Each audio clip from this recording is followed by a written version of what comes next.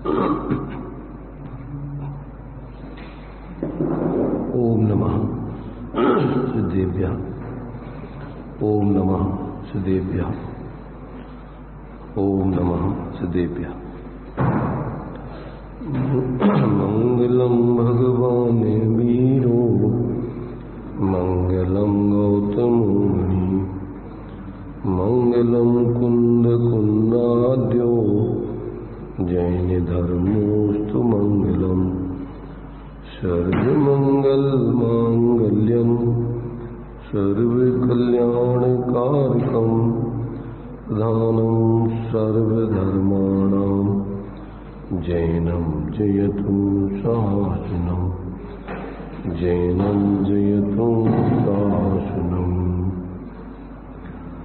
वंदितु सौवसिद्धि ध्रुवमचलमणोवंगदिं पत्ति बोच्छामि समय पाहुर मृणमो सुधकेवली भणिनम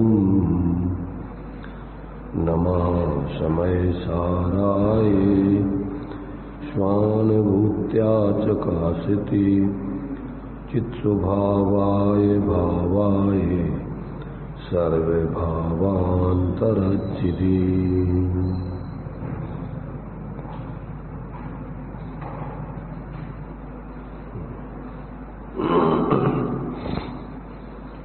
विषय अपना समय सारजी ग्रंथ के माध्यम से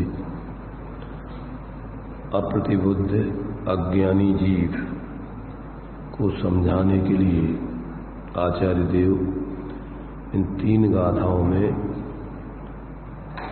अनेक उदाहरण आदि देकर के युक्ति तर्क से और संबोधन कर रहे हैं कि भाई तू जिस प्रकार से मानता है वैसा वस्तु का स्वरूप है नहीं, और जैसा वस्तु का स्वरूप है वैसा तू मानता जानता अनुभव करता नहीं। इसलिए भाई तू समझ चेत और अपनी अविवेकता को अज्ञानता को छोड़ और सही यथार्थ में तू स्वपर को जान, ही उपादेय तत्वों को जानकर और अपने स्वाश्रय से और जो अनादि काल से अपने को भूलकर मोह राग द्वेष आदि प्रवृत्ति करके दुखी हो रहा है, तो अब उस दुख को छोड़ प्रसन्न हो, स्वरूप का अनुभव कर।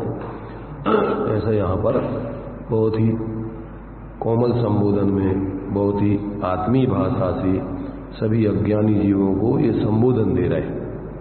तो अभी ये अपन ने गाथाएं और आचार्य अमृतचंद देव की आत्मख्याति टीका के माध्यम से ये अपन ने कल पढ़ा था। भावार्थ में भी इसमें उसी बात को थोड़ा सा संक्षेप में लिखा है और फिर एक कलश लिख करके आचार्य अमृतचंद देव ने फिर अपनी तरफ से और दूसरे तरीके से संबोधन दे करके प्रेम से और अज्ञानी को ज्ञानी बनाने की प्रेरणा दी है। तो देखिए भावार्थ में क्या लिखा है। यह अज्ञानी जीव पुद्गल द्रव्य को अपना मानता है, उसे उपदेश देकर सावधान किया है कि जड़ और चेतन द्रव्य दोनों सर्वथा भिन्न भिन्न हैं, कभी भी किसी भी प्रकार से एक रूप नहीं होते। कभी भी तीनों काल किसी भी प्रकार से न द्रव्य से न क्षेत्र से न काल से न भाव से प्रत्येक वस्तु स्वचतुष्टय रूप रहती है, पर चतुष्टय रूप नहीं होती। इसलिए ना तो आत्मद्रव्य पुद्गल आदि द्रव्य रूप बन सकता है, बनने की व्यवस्था है, न उसका कोई भी एक प्रदेश परद्रव्य रूप हो सकता है, हुआ है, होने की व्यवस्था है, न उसके कोई भी गुण धर्म कभी पर अचेतन के गुण धर्म बनते हैं, न उसकी पर्याय कोई भी अन्य द्रव्य रूप उनकी गुण पर्याय आदि रूप कभी होती नहीं है। ऐसा तू समझ भाई, अभी समझ जा अनादिकाल से तू क्यों दुख भोग रहा है ऐसी अज्ञानता को धारण करके। तो ऐसा कह रही है कि कभी भी किसी भी प्रकार से माने न द्रव्य से, न क्षेत्र से, न काल से, न भाव से, किसी भी तरीके से तू पर रूप नहीं हो सकता है। न तो तू द्रव्य रूप से पर रूप हो सकता है, न क्षेत्र रूप से हो सकता है, न गुणधर्म से हो सकती है, न पर्याय से हो सकता है। तू ही द्रव्य रूप रहा है, अपने प्रदेशों रूप रहा है, अपने गुणधर्म रूप रहा है, अपनी पर्याय रूप रहा है। कभी तू अन्य रूप किसी भी प्रकार से नहीं हुआ, कभी भी नहीं हुआ, ऐसा यहाँ पर कह रहे। इसलिए किसी भी प्रकार से कभी भी एक रूप नहीं है ना, दो द्रव्य मिलके एक रूप नहीं होते, ऐसा सर्वज्ञ भगवान ने देखा है। भाई तू मेरी बात नहीं माने अगर, तो भगवान सर्वज्ञ की तो मान। उनने तेरे लिए कभी भी इस रूप में नहीं देखा जिस रूप तू मान रहा है, जान रहा है। इसलिए हे अज्ञानी, तू परद्रव्य को एक रूप मानना छोड़ दे, व्यर्थ की मान्यता से अब तो बस हो, अब तो रुक जा, अब तो थम जा, ऐसा आचार्य देव समझा रहे हैं प्रेम से।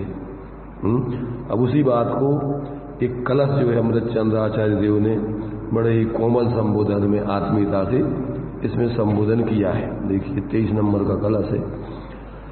अयि कथमपि मृत्वा तत्र कौतूहली सन् अनुभव भव मूर्ति पार्श्ववर्ती मुहूर्तम पृथ्गत बिलसंतम स्वं समालोक्ययेन तेजसी जगति मूर्त्या साकमीकत्य मोहम। देखिए क्या क्या, अरी आई, अरे ऐसा बोलते ना जब कोई आई, यह कोमल संबोधन का सूचक अव्यय है। आचार्य देव कोमल संबोधन से कहते हैं कि हे भाई, तू कथमपि किसी प्रकार महाकष्ट से अथवा मृत्वा मर करके भी तत्व कौतूहली सन, तत्व का कौतूहली होकर मूर्ति मुहूर्तम पार्थवर्ती भव, इस शरीर आदि मूर्त द्रव्य का एक मुहूर्त यानी 2 घड़ी तो पड़ोसी हो जा। तू पड़ोसी होकर अनुभव, आत्मानुभव कर।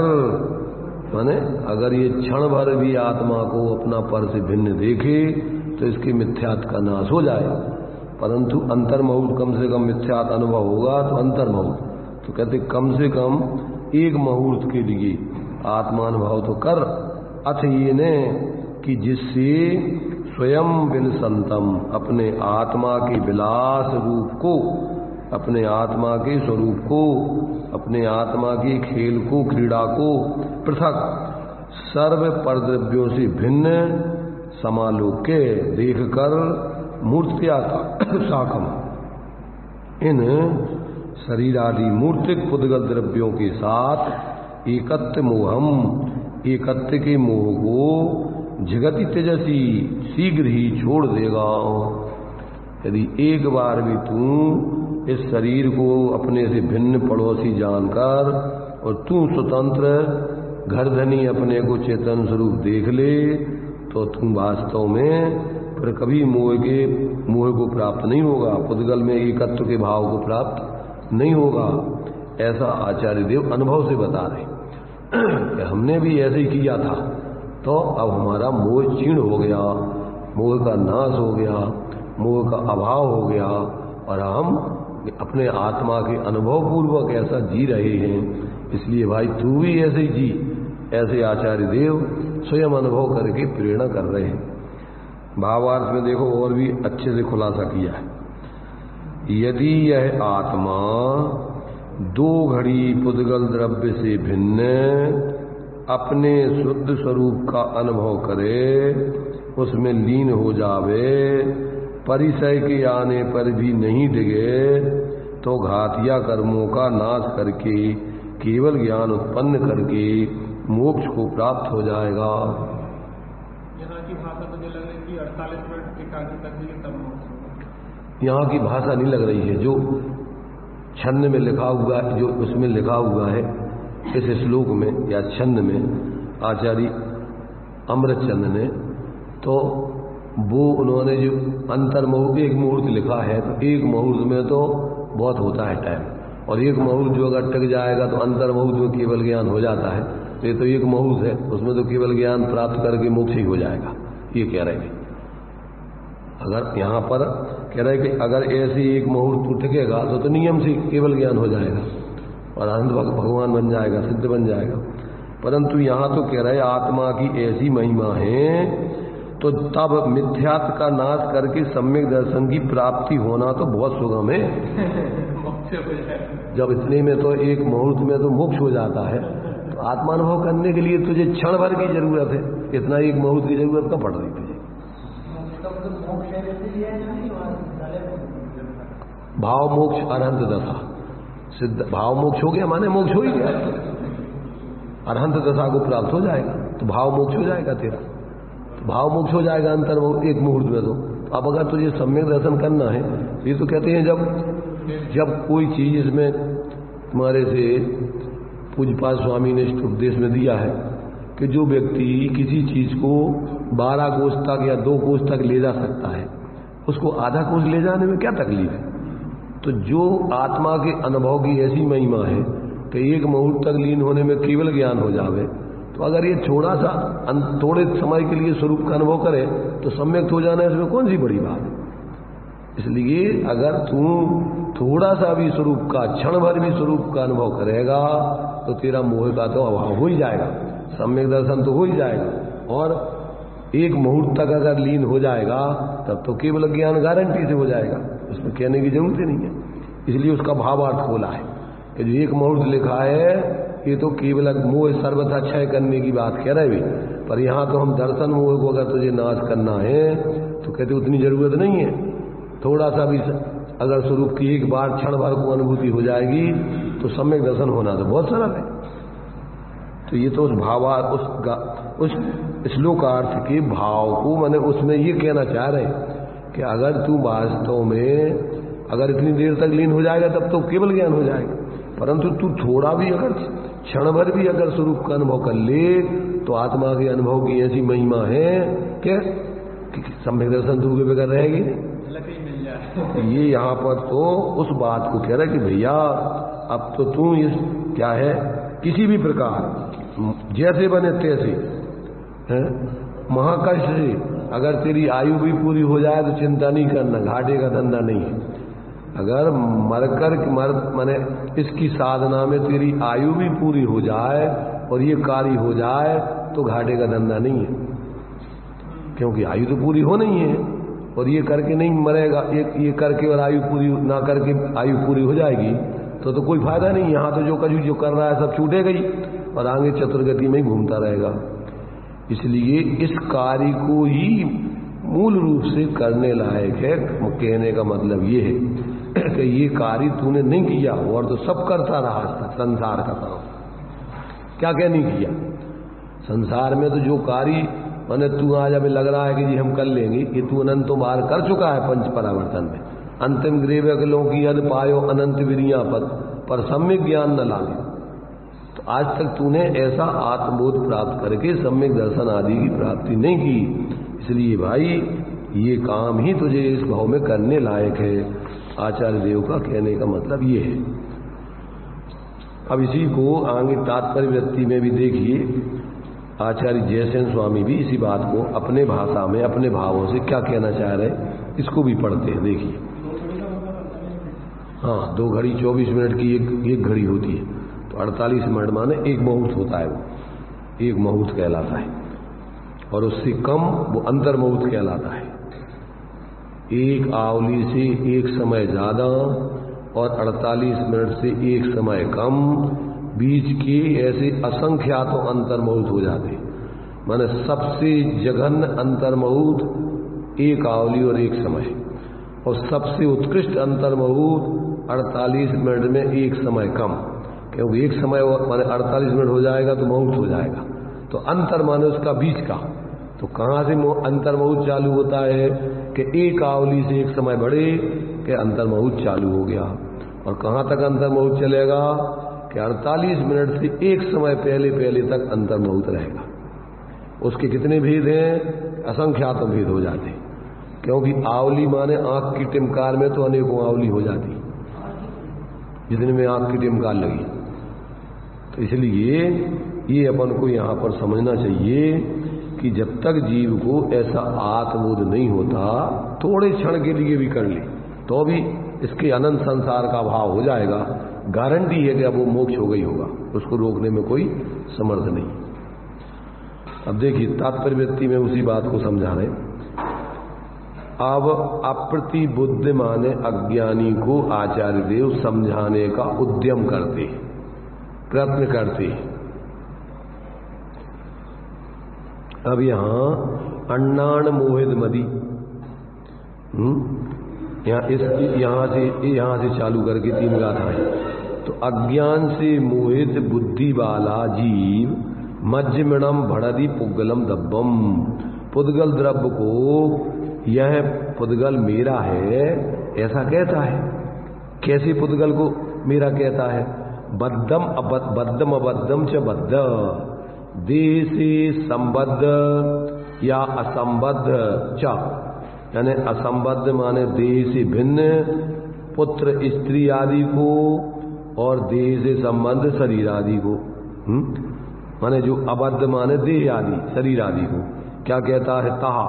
तथा जीवे, जीव द्रव्य में बहु भाव संयुक्तो मिथ्यात रागादि अनेक भावों से संयुक्त अज्ञानी जीव देह पुत्र स्त्री आदि पर द्रव्य को ये मेरे हैं ऐसा कहता है। कौन कहता है? कि बहुभाव से संयुक्त ऐसा मिथ्या दृष्टि रागी द्वेषी आदि जीव इस प्रकार कहता है। सम्यक दृष्टि जीव ऐसा नहीं कहता है। कौन कहता है?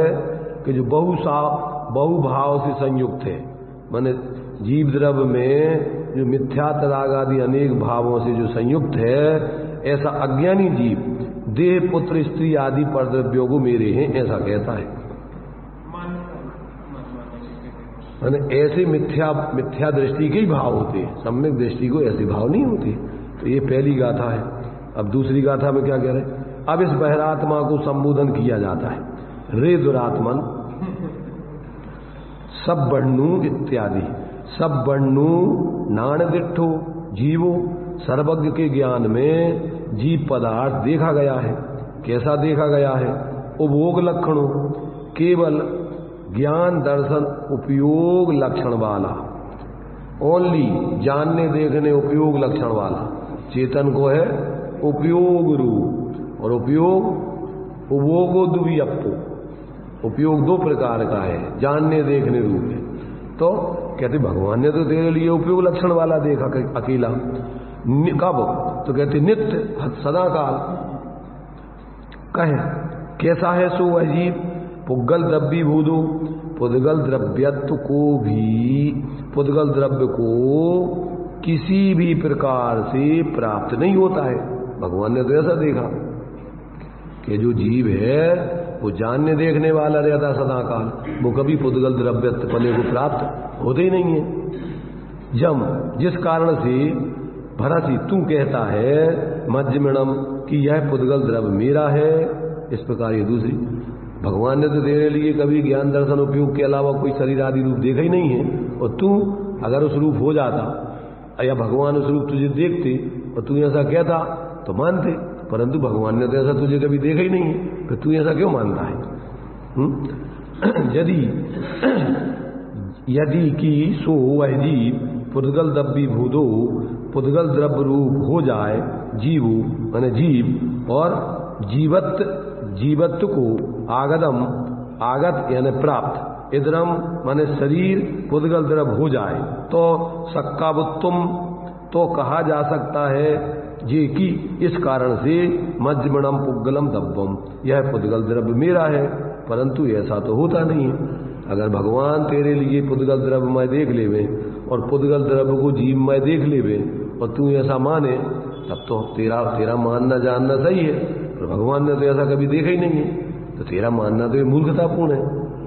इसलिए तू ऐसा क्यों मानता है? देखो आगे खुलासा। जैसे वर्षा काल में नमक पिघलकर जल रूप हो जाता है तथा ग्रीष्म काल में वही जल नमक की डली हो जाता है, उसी तरह ये तो तुम्हारे लिए मैंने नमक का दृष्टांत देकर के सिद्धांत बता रहे कि नमक तो ऐसा हो जाता है। कैसा? कि डली से पिघल करके पानी बन जाता है और पानी से जम करके नमक डली बन जाता है। ये तो तुम्हारे लिए दृष्टांत से समझा रहे कि ऐसा नमक तो हो जाता है। उसी तरह यदि जीव द्रव्य भी चैतन्यपने को छोड़कर पुद्गल द्रव्य रूप परिणमन करता है और पुद्गल द्रव्य मूर्तिकपना व अचेतनपना छोड़कर चैतन्यपने और अमूर्तिकपने से परिणमन करे, तब तो तुम्हारे वचन सत्य हो जावे। अगर जैसा नमक पिघल करके और डली से पानी बन जाता है और पानी से जम करके फिर डली बन जाता है, ऐसे ही अगर तू क्या हो जाए कि जीव चैतन्यपने को छोड़कर पुद्गल द्रव्य रूप परिणमन करने लग जाए और पुद्गल द्रव्य मूर्तिकपने को छोड़कर क्या हो जाए, मूर्तिक व अचेतनपने को छोड़कर चैतन्यपने और अमूर्तिकपने से परिणमन करने लग जाए, तब तो तेरा मानना तेरा बोलना सही है।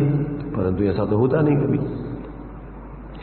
परंतु हे दुरात्मन, उस प्रकार तो नहीं होता है, क्योंकि ऐसा होने में प्रत्यक्ष रूप से विरोध दिखाई देता है।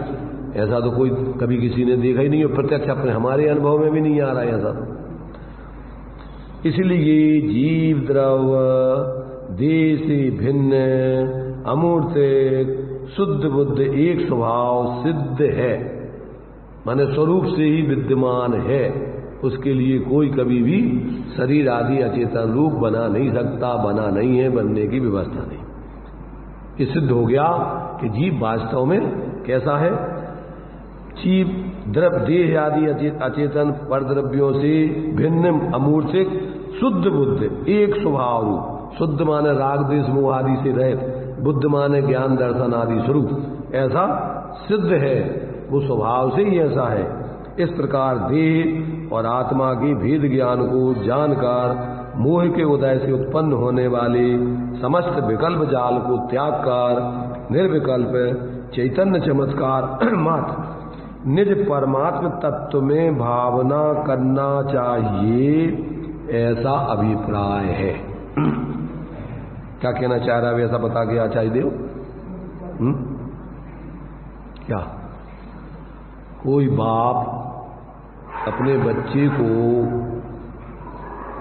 समझाता, बोलता, बच्चे से बोलता है, बड़ा हो गया बच्चा, युवा हो गया, तो वो कहता है कि बेटे जब हम तुम्हारी उम्र के थे तब हम सुबह इतने बजे उठ कर के और खेत पर जाते थे और वहाँ काम करके और वापस आ जाते थे और फिर यहाँ पर नहा धो कर के घर के सब काम निपटाते थे, ऐसा करते थे, वैसा करते थे, ऐसा वो बोलता है। और वो पड़ोसी का जो लड़का है वो भी देखो सुबह इतने बजे जल्दी उठ कर के और अपना क्या है काम में लग जाता, मंदिर पहले उठ कर के सुबह अपना स्कूल का सबक आदि करता है और फिर नहा करके टाइम पर मंदिर आदि जाता है और अपने घर के भी माँ बाप की आज्ञा का पालन करके काम भी करता है, ऐसा वो करता है। तो बेटा कहता है कि तुम क्या कहना चाहते हो? वो ऐसा करता था, तुम ऐसा करते थे, तुम क्या कहना चाहते हो? कहना क्या चाहते हो बताओ तुम?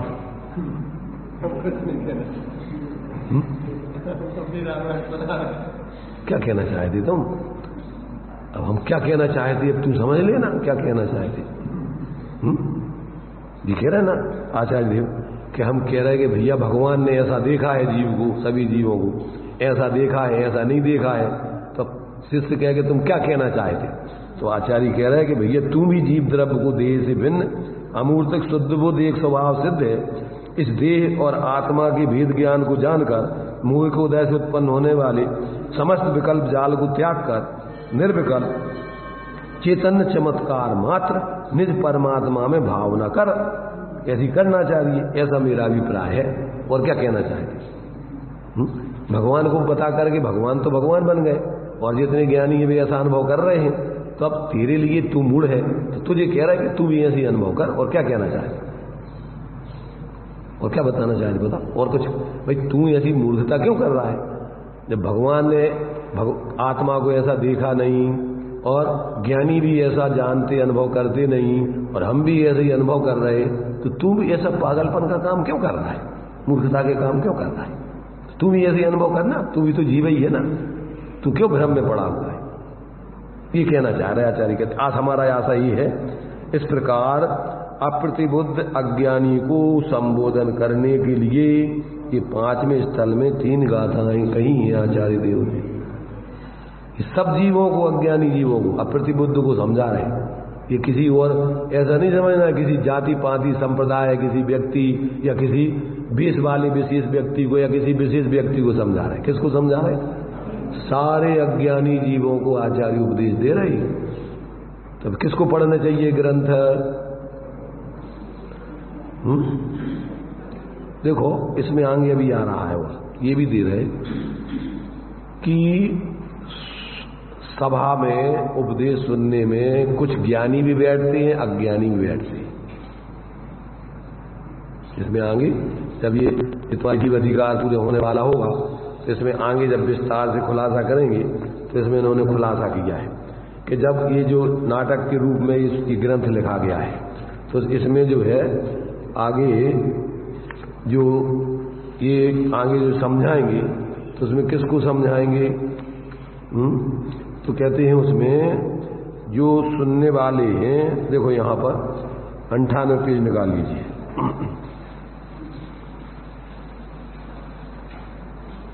98 पेज पर नीचे का पैराग्राफ देखिए, सभा में कौन लोग होते। मिला? वैसे तो अब ऊपर की भी ये तो उन्होंने जो है वो नाटक का पहले रूप सिद्ध करने के लिए लिखा है। अब इस ग्रंथ में जो है वो कौन है सुनने वाले, सभा का है कि वो बता रहे सारांश में। देखिए यहां पहले रंगभूमि कहा, वहां देखने वाले तो सम्यक दृष्टि पुरुष हैं और अन्य मिथ्या दृष्टि पुरुषों की भी सभा है। कौन कौन सुन सकते हैं? दोनों प्रकार के जीव उसमें सुनने वाले हो सकते हैं।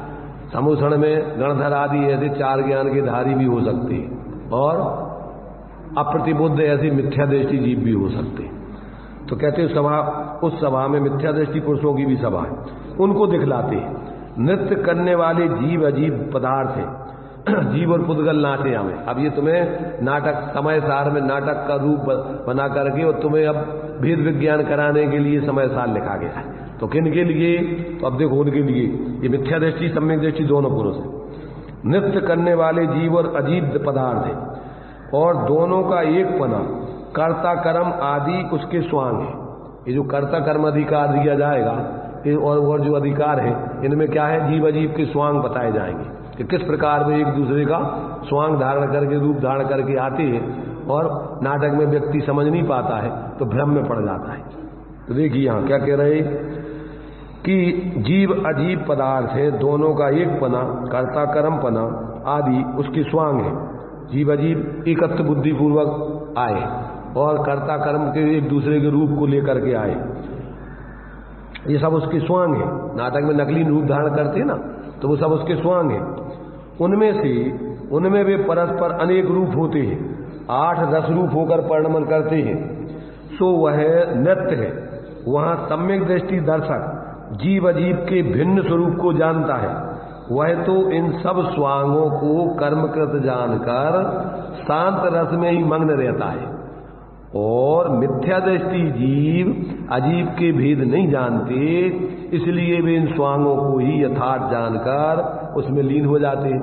कभी रोते हैं, कभी हंसते हैं, कभी कुछ करते हैं, जैसा रोल होता है। ये 8 रस के रूप बदलाए संसार की दशा में। देखो ये ऊपर दिए इन्होंने कौन कौन से होते हैं। ये 8 रस बतलाए लौकिक दृष्टि से। श्रृंगार रस, हास्य रस, रौद्र रस, करुणा रस, वीर रस, भयानक रस, बीभत्स रस और अद्भुत रस। ये 8 रस लौकिक रस हैं और नाटक में इन्हीं का अधिकार है।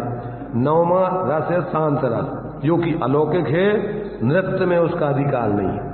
वो आत्मार्थी धर्मात्मा व्यक्तियों के जीवन में ही प्रकट होता है।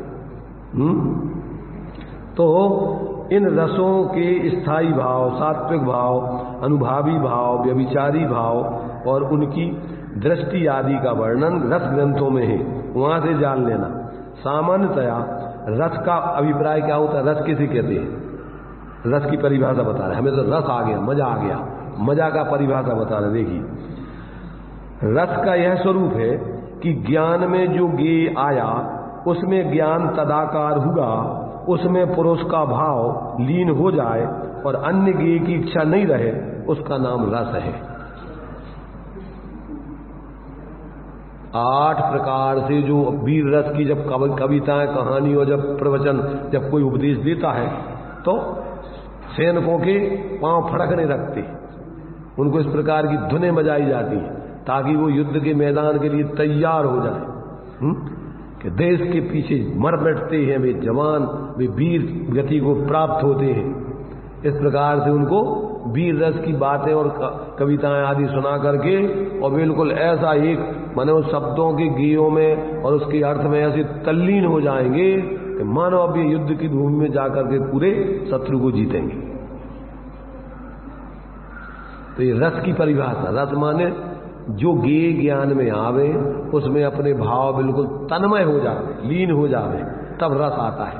तो अपना जब उपदेश सुनने में जब एकाग्रता पूरी जुड़ जावे तो अपन को मजा आ गया। और जब अपना मन नहीं लगे उसमें, ज्ञेयों में उपयोग नहीं लगे, इधर उधर भटकता रहे, मजा नहीं आया। ऐसी खाने में भी जो चीज खाने को परसी जा रही है और उसमें अपन ने ज्ञेय ज्ञान में आई वो, और ज्ञान में आकर के उसमें पूरे मोह से एकत्र बुद्धि से तन्मय हो गए, मजा आ गया आज तो।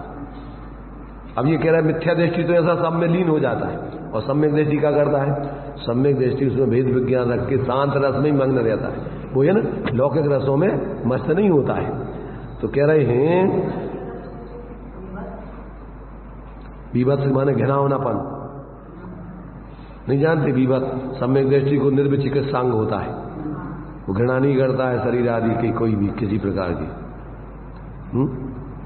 तो भयानक रस, रौद्र रस, अलग अलग रस है ये सब। तो उस प्रकार का जब वर्णन किया जाता है तो फिर उसको ज्ञान में लेकर के उस अर्थ को, और उसमें भाव पूरी जुड़ जाते हैं। तो नाटक में देखो, अपन देखो जब तुम्हारे से ये चलते था महाभारत, तो अब सीता जी कष्टों में है, रामचंद्र जी कष्टों में है, तो देख देख के लोग रोने लग जावे।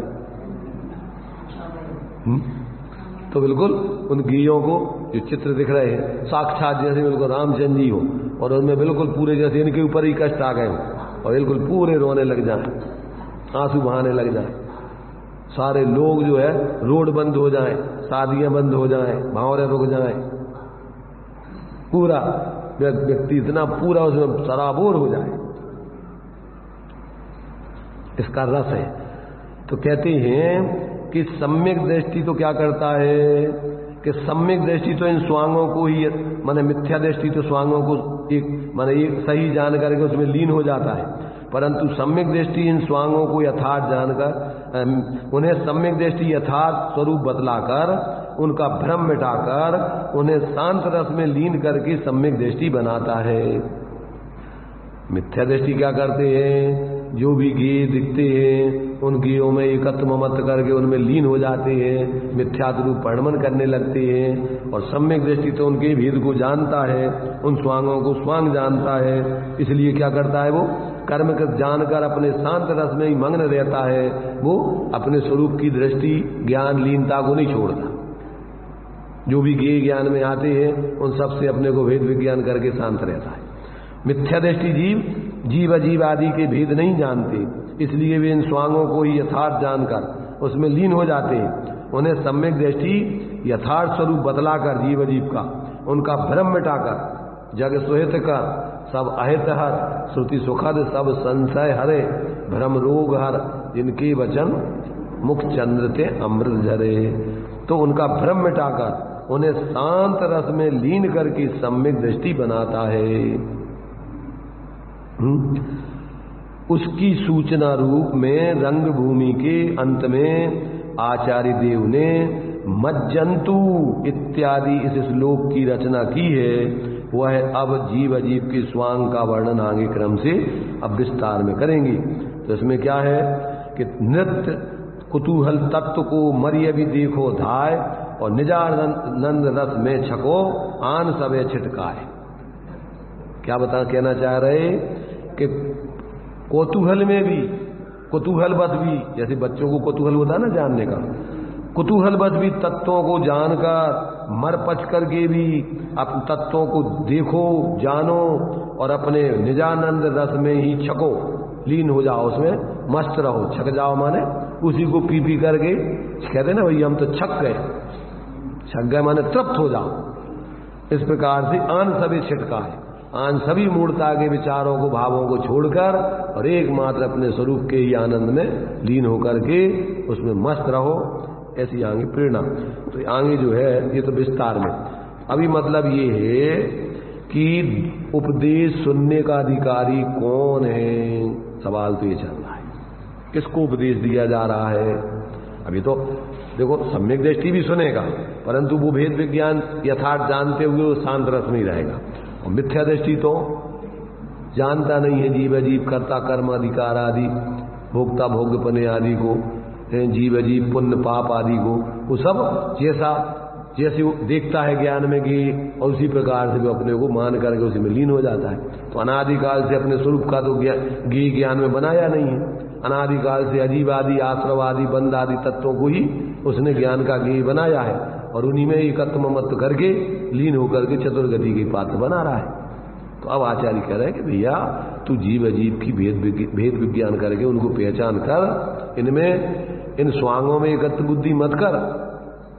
बहरूपिया जैसे स्वांग है संसार के सब, जीव 4 गति 84 लाख योनियों का स्वांग धारण करके जी रहा है, परंतु इसका मूल स्वरूप नहीं है ये। उसका मूल स्वरूप तो चैतन्य स्वरूप है, पर द्रव्य पर भावों से भिन्न एक रूप ऐसा क्या ज्ञानानंद स्वभावी है। जब तक ऐसे अपने स्वरूप को ये नहीं जानता तब तक ये इन नाटकों में ही अनादिकाल से भटक रहा है, असली रूप मान रहा है इन स्वांगों। जैसे बहरूपिया आता ना, तो वो बहरूपिया अनेक नकली स्वांग धारण करके इंस्पेक्टर का स्वांग धारण करके आया। अब क्या करता है वो, बिल्कुल ऐसा लगता है बिल्कुल साक्षात इंस्पेक्टर हो, और वो बिल्कुल आकर के दुकान, हे मिस्टर निकालो अपना रजिस्टर, तुमने बहुत घपलेबाजी कर रखी है, बताइए आप अपना रजिस्टर वगैरह। अब वो घबरा जाता है।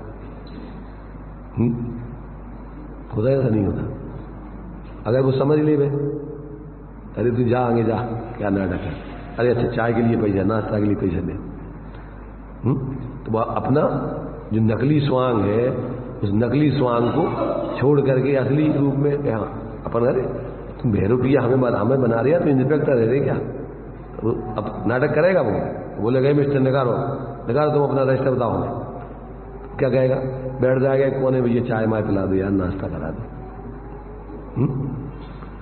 ऐसे ही जो है जब ये जीव इन स्वांगों को अपना स्वरूप नहीं जानता, इन स्वांगों को जानकर ज्ञाता रहता है, उनमें एकत्वमत नहीं करता, तो वो स्वांग अपना नकली रूप छोड़ करके उदय खत्म होकर निद्रा होकर और जीव अपनी शुद्ध दशा को प्राप्त रहता है, सहज रहता है। देखो ये आचार्यों ने कितने कितने तरीके से समझाने का प्रयत्न किया है। तो देखो ये तात्पर्य व्यक्ति में अपन पढ़ते हैं, अज्ञानी जीव को क्या क्या संबोधन करके समझा रहे हैं। तो कहने का मतलब ये है कि जितना भी उपदेश दिया जाता है मुख्य रूप से तो अज्ञानी जीवों को संबोधन है। भाई जो समझ गया है तो उसको तो जरूर उपदेश की जरूरत है नहीं, वो भी उपयोग को लगावे। जब तक पूर्ण वीतराग नहीं हुआ तो अब अपना उपयोग का लगावे। 3 चीजें हैं, या तो स्वरूप में निर्विकल्प हो के वीतराग बन जावे। अब जब स्वरूप में उपयोग छदमस्तकान तर्मऊ से ज्यादा टिकता नहीं है, तो या तो पाप करे या पुण्य में धर्म के अनुकूल धर्म व्यवहार धर्म के कार्यों में लगा रहे। और अगर पाप करेगा तो दुर्गति का पात्र होगा, और जब तक अभी वीतराग नहीं हुआ तो ये धर्म के अनुकूल ऐसे सदकार्यों को करेगा तो साथ ही साथ पुण्य आदि बंद होकर के आगे धर्म के अनुकूल स्थानों में जाके जन्म लेगा, और अगर ये नहीं करके पाप में लगेगा तो दुर्गति आदि में जाएगा। इसलिए सम्यक दृष्टि भी भेद विज्ञान हो जाने के बाद जब तक पूर्ण वीतराग दशा नहीं हुई तब तक वो यथायोग व्यवहार धर्म की प्रवृत्ति करते हुए उसमें भेद विज्ञान रखते हैं, उसमें ये कत्व मत नहीं करते। परिस्थिति बसात अब वो पापों से कोई स्थान आदि से बचने के लिए, मिथ्यात आदि से बचे रहने के लिए वो भी इसमें बैठ के समझते सुनते रहते हैं ताकि अपन मिथ्या दृष्टि नहीं बन जाए, क्योंकि अनादिकाल के कुसंस्कार है, और अगर अपन इन कार्यों में नहीं लगेंगे तो फिर ज्यों त्यों वो भाव पैदा हो सकते हैं और जीव सम्यक को प्राप्त करके अनंत बार छोड़ देता है, असंख्यात बार, और मिथ्या दृष्टि बन जाता है।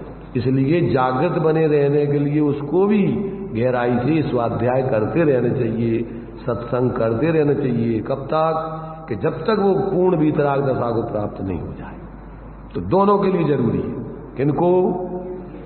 मिथ्या दृष्टि को सम्यक दृष्टि आदि बनने के लिए, और सम्यक दृष्टि को पापों से बचे रहने के लिए, और आगे के लिए धर्म के अनुकूल साधन प्राप्त करने के लिए, अथवा आगे बढ़ने के लिए अपन को यथायोग व्यवहार आगे आगे का ग्रहण करते जाना चाहिए। तो ये सब बातें अपन को जब तक सही तरीके से नहीं समझेंगे तब तक अपन स्वयं भ्रम में रहेंगे और धर्म के नाम पर न जाने क्या क्या करेंगे। अनादिकाल से क्या किया? अनंत बार धर्म के नाम पर अपन ने बहुत कुछ किया है, धर्म नहीं किया, बस इतना समझ लेना। अपना पूरा देश धर्म प्रधान देश है। कौन व्यक्ति धर्म नहीं कर रहा है और कौन व्यक्ति धर्म कर रहा है? बताइए। पूरे देशवासियों से पूछो तो कोई कह सकता है कि हम धर्म नहीं करते, पर कितने लोग धर्म करते? किसे धर्म कहते हैं? भ्रम में धर्म मानते, अपनी मिथ्या कल्पनाओं में धर्म मानते, धर्म का स्वरूप जानते नहीं है, धर्मी आत्मा को जानते नहीं है जिसके आश्रय से धर्म होता है। तो अब धर्म धर्म धर्म धर्म धर्म सब कोई कहे, पर बिना धर्मी के जाने धर्म कहां से हो? धर्म तो वस्तु का स्वभाव है, और जब तक ऐसे अपने स्वरूप को नहीं जानोगे, देखोगे, अनुभव करोगे तो धर्म कहां से हो जाएगा? धर्म में धर्म मानोगे तो मानते रहो, अनादिकाल से ही माना है। इसलिए यहां कहते कि भाई यहां तक अपन ने कहां तक पढ़ लिया कि जैसे वर्षा, ये विशेष पढ़ रहे थे, तो जैसे वर्षा काल माने यहां तक ये पढ़ लिया था अपन ने कि अंतिम पर अपन को माने ये कि भैया ये अज्ञानी जीव ऐसा करता रहा, मानता रहा है। तो जैसे नमक का पानी बन जाता है और पानी का फिर नमक माने ढिली बन करके कठोर बन जाता है, ऐसा जीव यदि परिणमन करके पुद्गल रूप हो जाए और पुद्गल परिणमन करके जीव रूप हो जाए, मूर्तिक पुद्गल मूर्तिक अमूर्तिक हो जाए और अमूर्तिक मूर्तिक हो जाए तो तेरा मानना हम सही मानेंगे। परंतु ऐसा तो कभी होता नहीं, भगवान ने देखा नहीं, ज्ञानी ऐसा जानते अनुभव करते नहीं। तो कहते भैया तू क्यों व्यर्थ में इस प्रकार की मूर्ता करके दुखी हो रहा है? इसलिए भाई अब तो चेत, दौल समझ सुन चित सयाने, काल वृथा मत खोवे, और यह नरभव फिर मिलन कठिन है जो सम्यक नहीं हो गए। इसलिए जितने भी ज्ञानी हैं वे बार बार संबोधन करते हैं मुख्य रूप से अज्ञानी जीवों को और ज्ञानियों को भी कि तुम भी मूर्खता में मत पड़ जाना। जब तक पूर्ण वीतराग दशा नहीं हुई, अरहंत दशा आदि नहीं हुई, तब तक तुम्हें भी 24 घंटे सजग रहने के लिए सब चीजें जागृत होकर करते रहना है, और आगे बढ़ने के लिए यथायोग आगे के लिए जो कार्य उपयोगी है वो उस व्यवहार को, उत्तरचर व्यवहार को ग्रहण करके आगे का परमार्थ सिद्ध करने के लिए प्रयत्नशील रहना है। संतुष्ट नहीं हो जाना थोड़ा सा पाक प्राप्त करके क्या होगा सम्यक दर्शन, अब तो बस हमें क्या करना है, अब तो कुछ भी कर दे रहा। इस भ्रम में नहीं रहना। तो इस प्रकार इसमें ये 3 गाथाओं के द्वारा आचार्य जी ने अप्रतिबुद्ध को संबोधन किया। अब अप्रतिबुद्ध कहता है ऐसे सुनकर के, अब अप्रतिबुद्ध कहता है पढ़कर के कि भैया हमारी समझ में तो तुम्हारी बात आई नहीं है, क्योंकि हमने तो शास्त्रों में ऐसा पढ़ा है, सुना है, और तुम जो कह रहे हो वो तो हमें समझ में आता नहीं। अब देखो, अब ये शिष्य की तरफ से एक शंका उठाई, उसकी तरफ से अपनी जिज्ञासा रखी गई। गाथा 26 यदि जीवो न शरीरम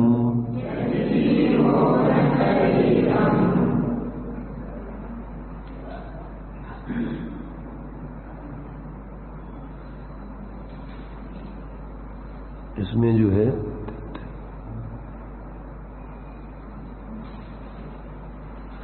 ठीक है, चलिए। तिथ्यगरायरीय संतुति चैवे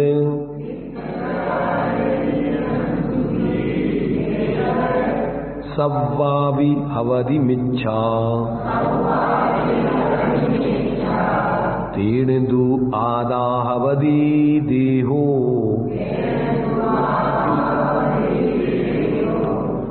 जो जीव होय न देह तो आचार्यवाती देश की मिथ्या बने इतना सभी सो एकता जीव देह की।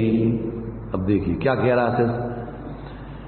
अप्रतिबुद्ध जीव कहता है, अज्ञानी शिष्य कहता है कि यदि जीव शरीर नहीं है तो तीर्थंकरों और आचार्यों की जो स्तुति की गई है वह सर्वापि सभी मिथ्या भवती, मिथ्या या झूठी हो जाएगी। तेन तु इसलिए हम समझते हैं कि आत्मा जो है वह देहाच एव देही है, हम तो ऐसा समझते हैं। अब आगे देखो टीका में उसका विशेष खुलासा है। जो आत्मा है वही पुद्गल द्रव्य स्वरूप, यह पुद्गल द्रव्य स्वरूप यह शरीर है। यदि ऐसा ना हो तो तीर्थंकरों और आचार्यों की जो स्तुति की गई है वह सब मिथ्या सिद्ध होगी। कैसी मिथ्या सिद्ध होगी? अब वो स्तुति का स्वरूप बताता है कि हमने तो ऐसा सुना है, ऐसी भक्ति की है, ऐसे ज्ञानी लोग भी भक्ति करते हैं, तो इस प्रकार से भगवान की स्तुति फिर ये झूठी हो रही है, तीर्थंकरों की स्तुति झूठी है क्या ये? अब उसकी तरफ से ये जिज्ञासा है। वे तीर्थेश्वरा सूर्या बंद्या, वे तीर्थंकर और आचार्य बंदिनी है। कैसे हैं वे तीर्थंकर और आचार्य? ये कांत्या एव 10 दिशा स्नप्यंती। देखो इसमें अभी टीका तो इनने थोड़ी सी लिखी है, उसके पहले एक श्लोक लिखा हुआ है, वो श्लोक के आधार से ये इसका खुलासा चल रहा है। कौन सा है? उस श्लोक को है, हाँ उसको हम पढ़ते हैं, देखिए आप लोग सुनेंगे। कांत्यैव स्नप्यन्ति ये 10 दिशो धाम्ना निरुद्धयन्ति ये दामोद्दाम महस्विनाम जन्मनो मुसृणन्ति रूपेण ये दिव्येन ध्वनिना सुखम श्रवणयो साक्षाच्चरन्तो मृतम बंध्यास्ते तेष्ट सहस्र लक्षण धरास तीर्थेश्वरा सूर्या। क्या कहा देखिए। वे तीर्थंकर और आचार्य बंदिनी हैं। कैसे हैं वे? अपने शरीर की कांति से 10 दिशाओं को धोते हैं, निर्मल करते हैं। और कैसे हैं? अपने तेज से उत्कृष्ट तेज वाले सूर्य आदि के तेज को ढक देते हैं। और कैसे हैं? अपने रूप से लोगों के मन को हर लेते हैं। और कैसे हैं? दिव्य ध्वनि से भव्यों के कानों में साक्षात अमृत बरसाते हैं। और वे आचार्य कैसे हैं? तीर्थंकर आदि कैसे हैं? 1008 लक्षणों के धारक हैं। इत्यादि रूप से तीर्थंकरों की, आचार्यों की जो स्तुति की गई है वह सब मिथ्या सिद्ध होगी अगर आप शरीर आदि को आत्मा नहीं मानोगे तो। इसलिए हमारा तो यही एकांत निश्चय है कि जो आत्मा है वही शरीर है, पुद्गल द्रव्य है। इस प्रकार अप्रतिबुद्ध ने कहा, अप्रतिबुद्ध जीव ने इस प्रकार कहा। तो अब उसके लिए आगे आचार्य देव क्या आगे उसका खुलासा। आचार्य देव कहते हैं कि ऐसा नहीं है, तू नए विभाग को नहीं जानता। जो नए विभाग इस प्रकार है। अब नए माने दृष्टिकोण से कौन सा कथन किया गया है, किस नए का, तो इसको नहीं जानता है। देखो इसमें तात्पर्य वृत्ति में कुछ नहीं लिखा। अब आगे इसमें अब आगे आचार्य देव जो उत्तर देंगे उसका थोड़ा खुलासा किया है, उसको देखो पढ़ लेते हैं। अब पूर्व पक्ष के निराकरण हेतु 8 गाथाएं कही हैं। वहां प्रथम गाथा में पूर्व पक्ष का कथन है, माने शिष्य का प्रश्न की शंका है, शिष्य की शंका है, उसका निराकरण निश्चय व्यवहार के समर्थन रूप से 4 गाथाओं में है तथा 3 गाथाओं में निश्चय स्तुति रूप से उसका निराकरण है। इस प्रकार छठे स्थल में सामूहिक पीठिका है। कहने का मतलब क्या कि 26वीं गाथा में जो शिष्य ने प्रश्न उठाया है उसका समाधान आचार्य आगे 7 गाथाओं में करने वाले। 4 गाथाओं में तो क्या करेंगे ये कि 4 गाथाओं में तो पहले निश्चय व्यवहार रूप से क्या करेंगे, उस बात का समर्थन करेंगे, जो बात तूने प्रश्न उठाई है उसका निश्चय व्यवहार से पहले खुलासा करेंगे, और फिर 3 गाथाओं में निश्चय रूप स्तुति करके और तेरी बात का निराकरण करेंगे। पहले तो 4 गाथाओं में तेरी बात को निश्चय व्यवहार से उसका स्पष्टीकरण करेंगे, और फिर निश्चय स्तुति के माध्यम से तेरी बात का निराकरण करेंगे, उसको झूठा सिद्ध करेंगे।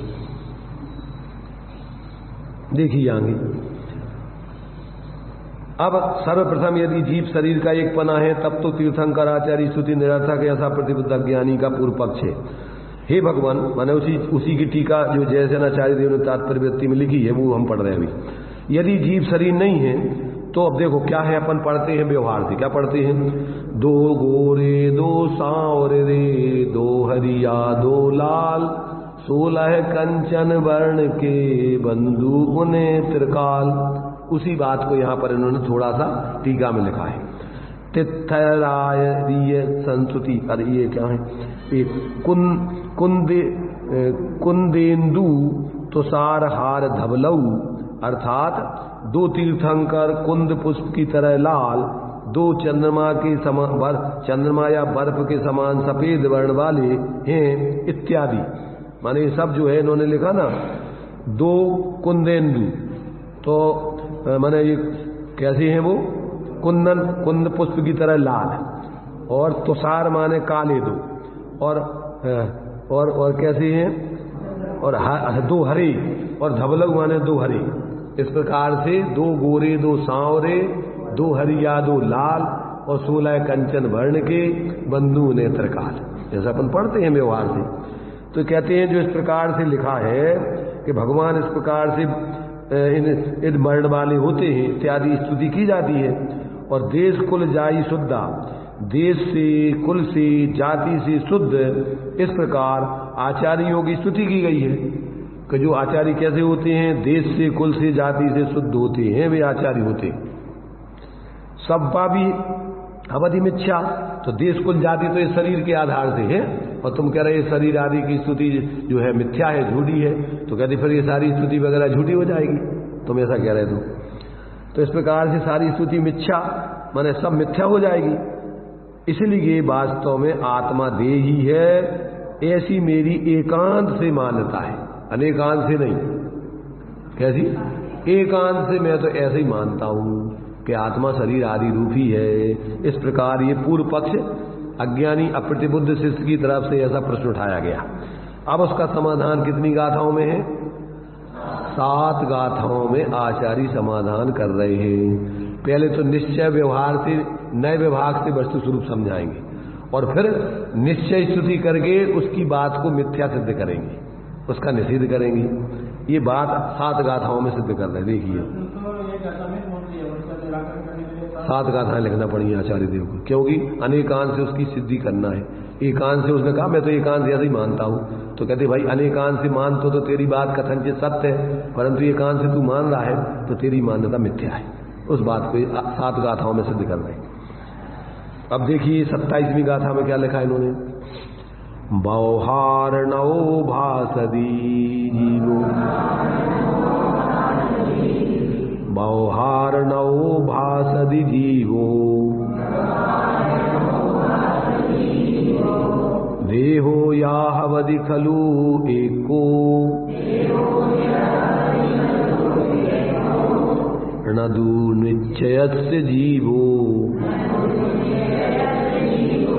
देहो या कदापि एकट्ठो,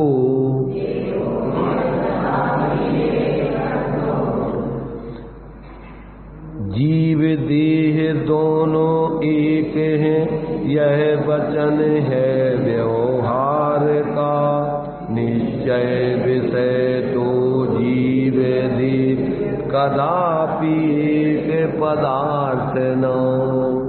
देखो अब आचार्य देव कह रहे हैं कि तू जो कहता है ऐसा नहीं है, तू अभी नए विभाग को नहीं जानता है।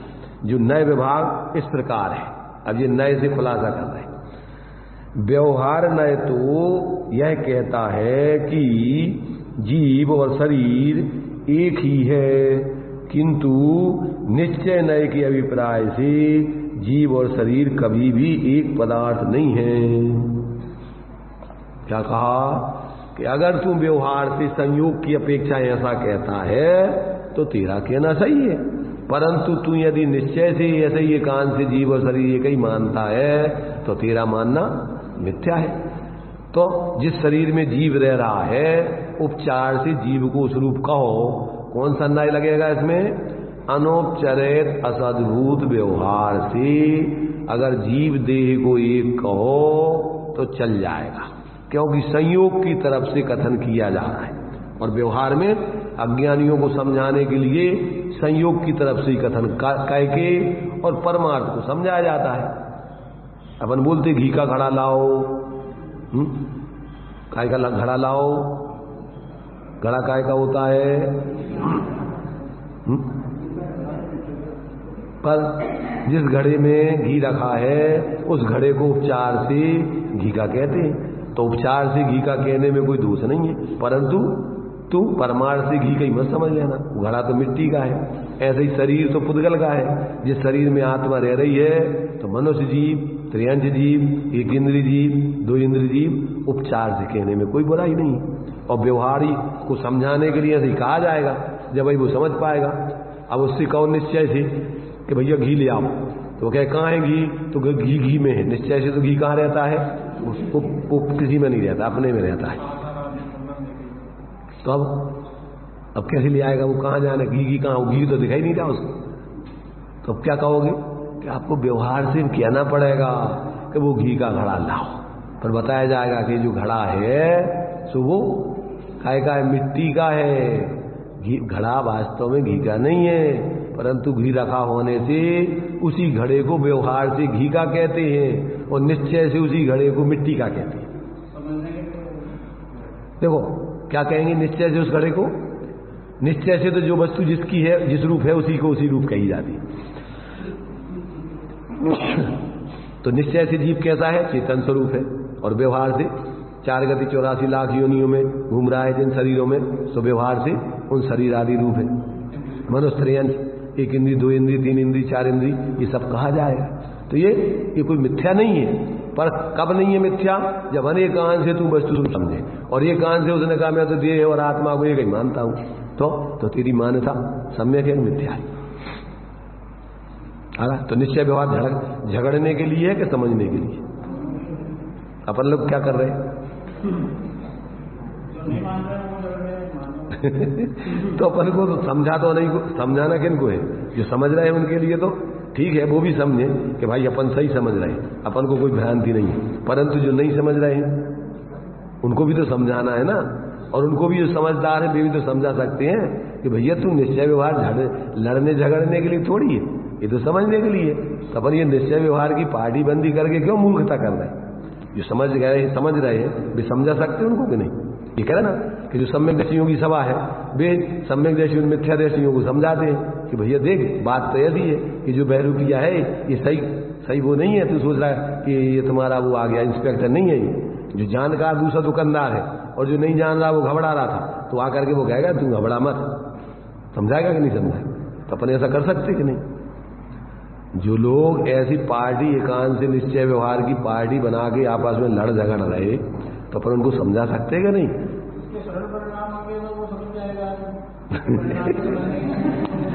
ये बात भी अपन को लिखी आचार्यों कि अगर व्यक्ति तीव्र कसाई हो तो माध्यस्थ भाव नहीं समझाना, और अगर मंद कसाई हो तो समझा देना।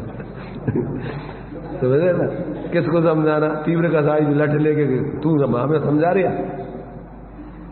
तो उसको नहीं समझाना, परंतु जो थोड़ी मंद कसाई हो भैया यार अपन काहे के लिए लड़ रहे। आचार्य तो निश्चय व्यवहार तो वस्तु स्वरूप को समझने की दो दृष्टिकोण है। निश्चय से वस्तु जैसी है वैसे ही है, व्यवहार से संयोग आदि रूप है, अभी संसार दशा में राग आदि रूप है। तो अब अपन को ये समझना है और समझ करके अपन को पर में और पर भावों में एकत्व मत छोड़ के अपने स्वरूप में एकत्व मत करके और मोह राग देश छोड़ के वीतराग बनना है, सुखी बना है। तो बात तो ये, इसलिए अपन को यहाँ कह रहे कि देखो भाई यहाँ तू नए विभाग को समझ, तू निश्चय से जैसे इस लोक में, देखो अब दृष्टा टीका में खुलासा कर रहे आचार्य, जैसे इस लोक में सोने और चांदी को गलाकर एक कर देने से एक पिंड का व्यवहार होता है। क्या हो जाता है? पूरे को अपन कहते हैं या तो इतना सोना मिला करके एक बना दिया और कह दिया उसमें अपन क्या भैया ये सोना है, आधा आधा मिला के अपन ने बनाया। तो अपन कहते भैया देखो उसमें भी बताते जो लोग कि ये 50% सोना है, 50% दूसरी चीज मिली है। तो वो कैरेट उसमें देते ना, स्टैंडर्ड माप देते गवर्नमेंट का। बिक्री करने वालों को देना लिखना पड़ता है, माप होता ना उनका कि कितनी चीज मिली, कितना तुम्हारा ये गहनों में कितना सोना बना करके, और उससे अगर तुम गलत ज्यादा मिला के दोगे तो तुम्हें जेल में भेज दिया जाएगा कि इसमें दूसरी चीज मिली है, वे दोनों एक नहीं बन गए। तो लोक में भी कहते हैं ऐसा, चांदी और सोने को गलाकर एक कर देने से एक पिंड का व्यवहार होता है, व्यवहार ये खो नहीं जाते। उसी प्रकार आत्मा और शरीर की परस्पर एक क्षेत्र में रहने की अवस्था होने से एक पने का व्यवहार होता है। यों व्यवहार मात्र से ही आत्मा और शरीर का एक पना, व्यवहार मात्र से यह एक पना है, परंतु निश्चय से एक पना नहीं है। सोना सोना है, उसमें 50% सोना है, 50% चांदी है। तो अपन जब पैसा देंगे तो एक 100 ग्राम सोने की अगर गहने हैं तो उसमें कितने के देंगे? 50 ग्राम सोने के पैसा देंगे। और अगर नहीं समझोगे तो क्या होगा कि 100 ग्राम सोने के पैसा दे के ठगा जाओगे। ऐसे ही अपन दो चीजों में, मिली जुली चीजों में एक मान के आज तक अपन ठगाए गए, मिथ्या दृष्टि बने हुए। कठिन है ये समझना, कि अपन को समझना कठिन है क्या? अगर कोई शांति से समझे, सांप्रदायिक बुद्धि छोड़ के समझे इन ग्रंथों को, तो फिर नहीं समझ में आएगा क्या? पर समझना कौन चाहता है? कितने लोग शास्त्र पढ़ना चाहते बताओ? जितने सांप्रदायिक बुद्धि वाले लोग हैं, कितने लोग स्वाध्याय करते हैं? पूछो उनसे 6 द्रव्य 7 तत्वों के नाम, पूछो निश्चय व्यवहार का स्वरूप, निश्चय कैसे कहते हैं व्यवहार? हम सब जानते हैं, हमें हमसे मत पूछो। कौन कौन सा शास्त्र पढ़ा उनसे पूछो। कई शास्त्र मास्त्र तो हम कुछ नहीं पढ़े, परंतु हम सब जानते हैं। निश्चय व्यवहार की परिभाषा पूछ लो उनसे, लड़ाई की लड़ रहे। मतलब ये है कि सूतना कपास, जुलाहों में लट्ठम लट्ठा। न वो निश्चय वाला निश्चय जानता है, न व्यवहार वाला व्यवहार जानता है, और आपस में निश्चय व्यवहार के झगड़े चल रहे हैं। अरे ना तो सूत है ना कपास है, और वो कह रहा होगा तुम्हें काटना पड़ेगा, वो कह रहा तुम्हें काटना पड़ेगा, हम नहीं काटेंगे। बस एक दूसरे के सिर फोड़ फाड़ के और पुलिस में चले, भर्ती हो गए पुलिस में। तो मतलब ये है कि व्यर्थ की बिना समझे की मूर्खता की लड़ाई है ज्यादातर तो सांप्रदायिकता में। कोई भी जितने संप्रदाय, हिंदू मुसलमान, कोई धर्म होती नहीं है ना। धर्म तो ये वस्तु स्वरूप है, जितने भी जीव हैं जीव मात्र का धर्म है। कोई धर्म ये सांप्रदायिक वाले होते ही नहीं है। कौन सा धर्म है? जीवों को मार करके खाना कौन सा धर्म है? आपस में लड़ना झगड़ना कौन सा धर्म है? भगवान का अन्यथा स्वरूप कल्पना करना कौन सा धर्म है? भगवान तो वितराग सर्वज्ञ होते, अनंत भगवान हो चुके, सब ऐसे ही हुए, तब समझते नहीं और अपना अपना लठ पकड़ लिया, अपनी अपनी कल्पनाएं कर ली धर्म के नाम पे। और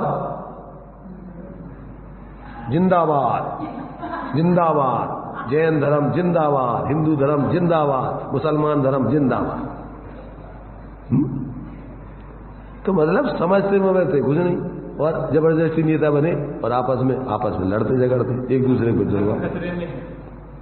इसलिए भाई समझो, अगर समझ लोगे अज्ञानता की लड़ाई है, धर्म में लड़ने झगड़ने का काम नहीं है, एक दूसरे के प्रति दुर्भाव आदि करने का काम नहीं है। परस्पर उपग्रो जीवाना, धर्म तो कहता है परस्पर एक दूसरे से प्रेम करो और एक दूसरे का संयोग करके बढ़िया शांति की आराधना करो, जियो। कम कहाँ लड़ने झगड़ने मरने मारने की बात करता धर्म, और जो करते हैं वे तो कहाँ के धर्म है फिर? धर्म के नाम पे भ्रम है। इसलिए कहते भाई ये तो अपन निश्चय व्यवहार से वस्तु स्वरूप संयोग की तरफ से कथन करो तो दो को एक कह सकते हो, परंतु जब वस्तु स्वभाव से विचार करो तो दोनों अलग अलग हैं, एक नहीं होते हैं। क्योंकि निश्चय से देखा जाए तो जैसा पीलापन आदि और सफेदी आदि जिनका स्वभाव है वे ऐसे सोने और चांदी में अत्यंत भिन्नता होने से उनमें एक पदार्थ बने की असिद्धि है, कभी एक हो ही नहीं सकती, इसलिए अनेकत्व ही है। इस प्रकार उपयोग और अनुपयोग जिसका स्वभाव है ऐसे आत्मा और शरीर में अत्यंत भिन्नता होने से एक पदार्थ बने की असिद्धि है, इसलिए अनेकत्व ही है, उनमें भिन्नता ही है। ऐसा यह प्रकट नए विभाग जानो, इसलिए व्यवहार नए से ही शरीर के स्तवन से आत्मा का स्तवन होता है। ये व्यवहार से कहने में कोई दोष नहीं है, परंतु दोनों को एक ही मान लेने में दोष है, मिथ्या है, विपरीतता है। तो जब तक ये नहीं समझोगी भावार्थ व्यवहार नए तो आत्मा और शरीर को एक कहता है और निश्चय नए से भिन्न है, इसलिए व्यवहार नए से शरीर का स्तवन करने से आत्मा का स्तवन व्यवहार से ही माना जाता है, निश्चय से नहीं। अभी आगे बताएंगे निश्चय से तो आत्मा का स्तवन कैसे होता है, अरहंत आचार्य आदि का स्तवन कैसे होता है, उसका खुलासा करेंगे। तो ये जो है अपन को बहुत ही आचार्यों ने ज्ञानियों ने अपन को माने अपनी मूर्खता छुड़ाने के लिए बड़ी आत्मीयता से, दंभ से नहीं, अहंकार से नहीं, आत्मीयता से, विनम्रता से सब कुछ समझाने के लिए प्रयत्न किया है कि भैया समझ जा, और अगर नहीं समझना है कहते हैं तो भैया तू जान, तू अपना अगर लिखा है अगर समझा तो शाबाश, और नहीं समझा तो तेरी होनहार जैसी है, तू वैसे ही करेगा, हम क्या करें। हम तो समता रखेंगे, हमें ना लड़ना है ना झगड़ना, ना हमें कछु उससे लाभ है ना हानि। तू समझ जाएगा तो तेरा लाभ के मेरा लाभ। ये मुस्लिम लोग 1400 उनकी तो मान्यता है ना, वो अभी 1400 साल पहले का है, इससे आगे का नहीं। अभी जो 14 माने इसके पहले नहीं था, अपने यहाँ भी बताया जाता है कि कब से खड़ा हुआ है, तो शास्त्रों में दिया हुआ है कि भगवान जो है उस समय बाद में जो है ये किस किस परिस्थितियों में खड़े हो जाते। श्वेतांबर दिगंबर भी अभी खड़े हुए सब बाद में, इसके पहले कोई मतांतर नहीं थी। तो ये तो सब कोई एक मुखिया हो गया लठ लेके खड़ा। अभी एक जैनों के विरोध में कौन सा वो ग्रुप खड़ा हुआ है, अनूप मंडल, 50 लाख से ज्यादा लोग इकट्ठे हो गए उसमें, और सब उठ पटांग कुछ भी बोलता रहता है। ये बनिया लोग सारी प्रकृति में जो कुछ भी उपद्रव हो रहे हैं, उपसर्ग आ रहे हैं, जो बीमारियां फैल रही हैं, ये सारे के सारे बनियों के द्वारा फैलाई हुई, और किताब लिख दी, और सारे लोग मानने वाले उनके लाखों लोग इकट्ठे हो गए। अब सरल क्या बताओ, उसमें क्या कठिन है? कोई कठिनाई का काम ही नहीं है उसमें। बस हम जो कह रहे हैं वो मान लो, और हम जो कह रहे हैं वो करो, बस हो गया धर्म। तुम्हें कुछ करनी नहीं है, तुम्हें अपनी बुद्धि लगानी नहीं है। बाबा के प्रमाणम, अगर तुमने अपनी बुद्धि लगाई तो फतवा जारी कर देंगे, ये धर्म विरोधी है, सांप्रदायिक है, काफिर हैं, इनको मारो। तो अब क्या है? अरे ये तो लोक में भी अपन क्या है, कौन सा शासन चलता है अपने यहाँ? कौन सा शासन है? कौन सा है? लोकतंत्र है, प्रत्येक व्यक्ति स्वतंत्र है समझने के लिए, धर्म करके जीने के लिए। किसी का इसमें जबरदस्ती कराने का काम कहाँ है? तो ये धर्मांधता, और अपन स्वतंत्र, जनता का शासन जनता के द्वारा अपने हित के लिए चलाया जाता है। ऐसे प्रत्येक व्यक्ति अपने हित के लिए वस्तु स्वरूप समझ के धर्म करे, इसमें कहाँ जबरदस्ती तुम्हारे लिए कुछ जबरदस्ती मनवाने की बात है, ठेकेदारी की बात है, फतवा जारी करने की बात है, यहाँ नेतागिरी का काम क्या है? इसलिए धर्म के क्षेत्र में तो प्रत्येक व्यक्ति स्वयं समझ के जिए, और अगर सहजता में अगर तुमने समझा है तो विनम्रता से दूसरे को निवेदन करो कि भाई देखो ऐसा भगवान ने ऐसा कहा है, परंपरा से ज्ञानी भी ऐसे ही अनुभव करते आए हैं, और अपन भी युक्ति तर्क से भी बात समझ में आती है, और अनुभव करो तो तुम्हें भी अनुभव में आएगी। तो ये तो समझ के समझाने की प्रेम की बात है, जबरदस्ती का लठ लेके खड़े होने की जरूरत। इसलिए अपन को समझो, समझ करके प्रयोग करो, प्रयोग करके देखो, फिर उसमें तुम्हें आनंद आए तो स्वीकार करो। जबरदस्ती का लोग में भी माल जबरदस्ती दिया जाता है कि भैया देखो ले जाओ तुम एक बार, अगर तुम्हारा लाने अच्छा लगे तो ले जाइए खरीद के। इसलिए भाई ये तो बढ़िया वस्तु स्वतंत्रता का स्वरूप बता करके सब जीवों को प्रयोग करने की प्रेरणा दी। अनुभव करो, अनुभव पे तुम्हारे खड़ा उतर जाए तो स्वीकार करो, जबरदस्ती थोड़ी तुम मान लो। हम कह रहे थे, आचार्य स्वयं कह रहे हैं कि हमने अभी भगवान के कहने से अकेले से नहीं माना है, गणधर आदि के कहने से, आचार्यों कहने से नहीं माना है। हमें अपनी बुद्धि तर्क से समझ में आवे और हमें अनुभव करने में, प्रयोग में खड़ा उतरे तो हम स्वीकार किया। तो आचार्य कुंदकुंद देव ने लिखा कि हमने भी, आचार्य भगवान ने कहा, गणधर आदि देवों ने, सुत केवलियों ने भी गूंथा, परंतु फिर हमने उन्हें की नहीं मान ली। हमने अपनी युक्ति तर्क लगा के अपनी बुद्धि से निर्णय किया और फिर अनुभव किया, तब हम आपके लिए बता रहे कि भगवान ने भी ऐसे ही जाना है और गणधर आदि सुत केवलियों ने भी ऐसे ही कहा है अनुभव करके, और हमने भी अपनी बुद्धि से निर्णय किया और अनुभव किया। और तुम भी अकेले उनके कहने से और प्रमाण देने से नहीं, तुम स्वयं भी युक्ति तर्क से निर्णय करो और अनुभव करके स्वीकार करो। अगर तुम्हारे अनुभव पे सही लगे तो बस ठीक है, धर्म सही है। और अनुभव के बिना अकेले पीछे लग जाओ तो पीछे लगने से तो आज तक कोई कल्याण हुआ नहीं। इसलिए भैया ये धर्म परीक्षा करके ग्रहण करने वाला है। ये आज्ञा मात्र दूसरों की मान के चलते रहने से कभी किसी का कल्याण नहीं होगा।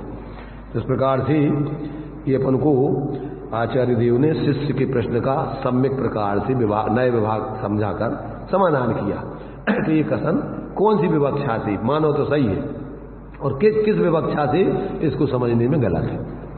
आगे अब इसी की तात्पर्य व्यक्ति आदि में भी खुलासा है, और ये 7 गाथाओं में इसका बहुत विस्तार से खुलासा है। पूरा समझो जो अपन को समझ में आएगा कि वास्तव में अपने जीवन में तो कहीं ऐसी भ्रांति नहीं चल रही। इसलिए अपन को ऐसा भ्रम में नहीं रहना चाहिए कि हम तो सुन लिया समझ गया। ऐसे 4 ज्ञान के धारी गणधर भी समूह में बैठे रहते सुनने को, जब तक केवल अज्ञानी हो। इसलिए थोड़ा बहुत ज्ञान हो गया और उतने में, क्योंकि कितने प्रकार की भ्रांतियां होती हैं अपन नहीं समझ पाएंगे। इसलिए जब तक अपन पूरा का पूरा समझते हुए जीवन में अपन जब तक पूर्ण वितराग दशा नहीं हो जाए, तब तक अपन को धर्म की आराधना, संगति, उपदेश ज्ञानियों का करते हुए सजग रहने की जरूरत है। चलिए टाइम हो गया।